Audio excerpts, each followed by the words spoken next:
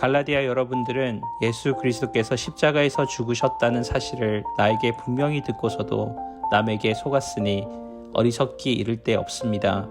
이 한 가지만 대답해 보십시오. 여러분은 어떻게 성령을 받았습니까? 율법을 지켜서 받았습니까? 아닙니다. 복음을 듣고 믿었기 때문에 받은 것입니다. 성령 안에서 살기 시작하다가 이제 와서 다시 자기 힘으로 살려고 하다니 여러분은 참으로 어리석습니다. 그렇게 많은 고난을 경험했는데도 그 모든 것이 다 헛일이 되었습니까? 그렇지 않기를 바랍니다. 여러분이 율법을 지켰기 때문에 하나님께서 성령을 주셨습니까? 아닙니다. 여러분이 율법을 지켰기 때문에 하나님께서 여러분 가운데서 기적을 일으켰습니까? 아닙니다. 하나님께서 성령을 주시고 기적을 일으키신 것은 여러분이 복음을 듣고 믿었기 때문입니다. 성경에서도 아브라함에 대해서 같은 말씀이 있습니다.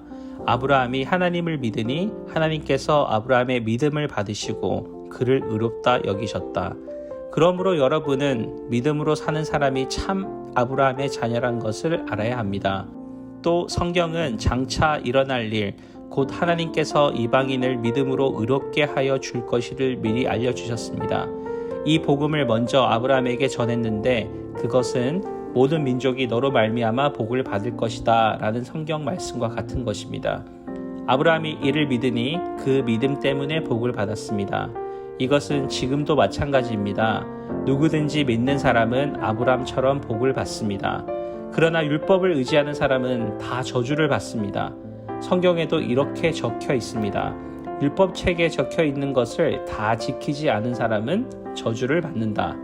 율법을 통해서 하나님으로부터 의롭다함을 얻지 못한다는 것이 분명합니다.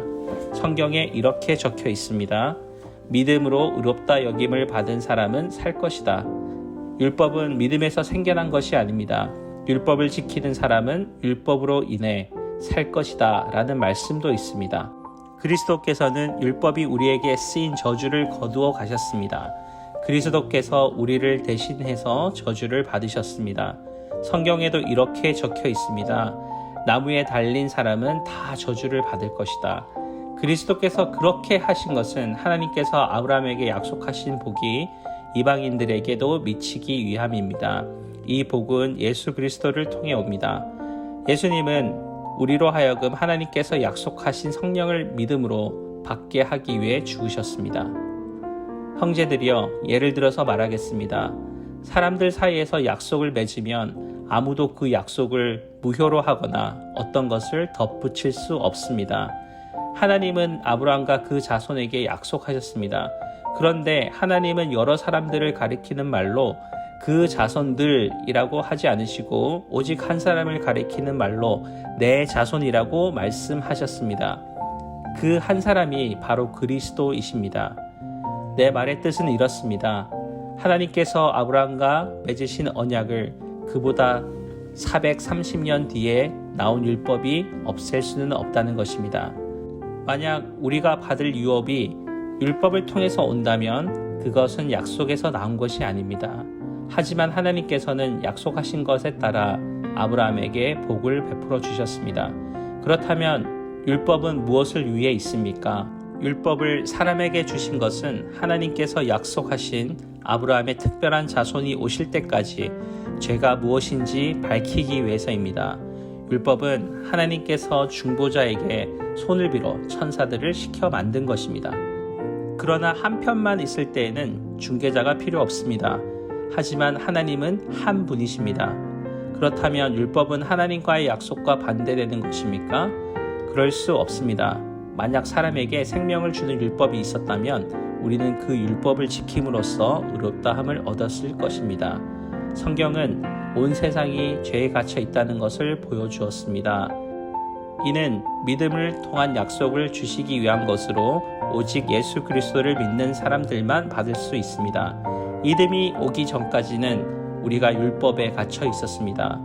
하나님께서 장차 올 믿음의 길을 보여주실 때까지 우리에게는 자유가 없었습니다. 그리스도께서 오시기 전에까지는 율법이 우리의 선생이 되었습니다. 그러나 그리스도께서 오신 뒤에는 우리가 믿음으로 인해 의롭다함을 받을 수 있게 되었습니다. 이제 믿음의 길이 났으므로 다시는 우리가 율법에 갇혀 있을 수 없습니다. 여러분은 그리스도 예수를 믿는 믿음을 통해 하나님의 자녀가 되었습니다. 여러분은 모두 세례를 받아 그리스도와 연합하였으며 그리스도로 옷을 삼아 입었습니다. 그리스도는 안에서 유대인이나 그리스인이나 종이나 자유인이나 남자나 여자나 차별이 없습니다. 여러분은 그리스도 예수 안에서 모두 하나입니다. 여러분은 그리스도에게 속한 사람입니다. 그러므로 여러분은 아브라함의 자손입니다. 하나님께서 아브라함에게 하신 약속대로 여러분은 하나님께서 주시는 모든 복을 받습니다. 내가 또 이 말을 하려고 합니다. 아버지의 재산을 물려받을 사람이 아이라면 그가 모든 것의 주인이라고 하더라도 종과 다를 것이 없습니다. 어른이 되기 전까지는 그를 돌봐줄 사람의 말을 따라야 합니다. 그러나 그 아버지가 정한 때가 이르면 자유인이 됩니다. 이와 마찬가지로 우리도 이전에 어린아이와 같았습니다. 우리는 이 세상의 헛된 가르침에 따라서 종 노릇을 했습니다. 그러나 정한 때가 이르자 하나님께서 자기 아들을 보내셨습니다.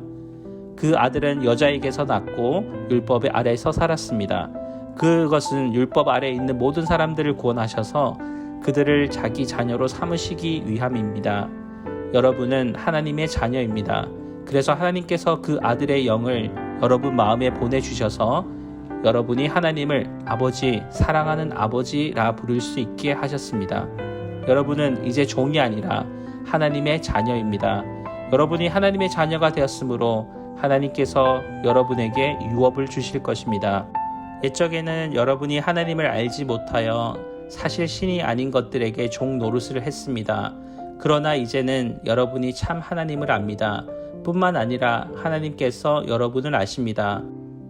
그런데 어찌하여 전에 여러분이 따르던 약하고 헛된 가르침으로 다시 돌아가려고 합니까? 어찌하여 그런 것들에게 종 노릇을 하려 합니까? 여러분은 아직도 날과 달과 계절과 해를 섬기고 있습니다. 그러니 내가 여러분을 위해 애쓴 것이 헛된 일이 될까봐 두렵습니다. 형제들이여, 내가 여러분과 같이 되었으므로 여러분도 나와 같이 되기를 바랍니다. 이제까지 여러분은 내게 잘 해주었습니다.